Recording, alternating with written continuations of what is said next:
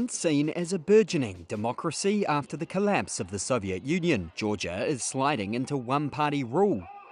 That has shocked many in the tiny South Caucasus country of 3.7 million. Leading opposition figures are in jail, exile or under charges, with the ruling party, Georgian Dream, aiming to ban the three main opposition groups outright. This month, the EU declared in a report that Georgia was now a candidate for membership in name only. The EU ambassador in Tbilisi said Georgia was no longer on the trajectory to join the bloc at all. Georgian Dream, however, says it is protecting the country from opposition figures who are trying to seize power and provoke a catastrophic war with Russia. That fear became palpable after Russia's invasion of Ukraine in 2022. It evoked memories of Russian tanks rolling into Tbilisi in a humiliating defeat by Moscow in a brief war in 2008.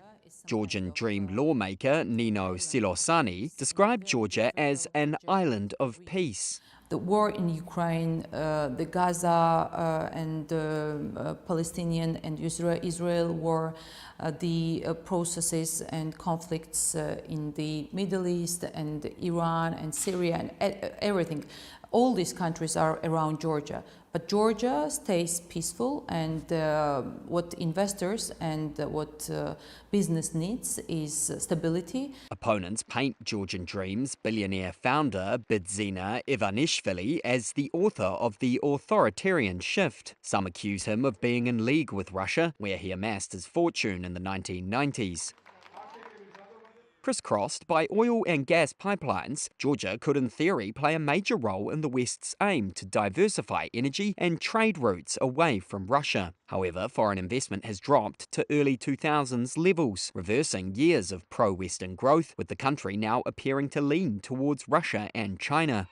In recent weeks, Georgian Dream has undertaken a flurry of measures that look to root out what remains of political dissent. The crackdown has targeted figures close to the ruling party itself, with recent criminal charges levied against senior government ministers. Arrests at nightly anti-government protests outside the parliament keep political activists in states of fear, despair and resignation. Dozens are languishing in jail or have been fined for blocking the road. Gregor Gigalia is a member of the opposition Lelo party. We are losing our country, and we realize full well what that means for all of us. That means a grey sphere without any perspective, with corruption, without ambitions, without a sovereign voice.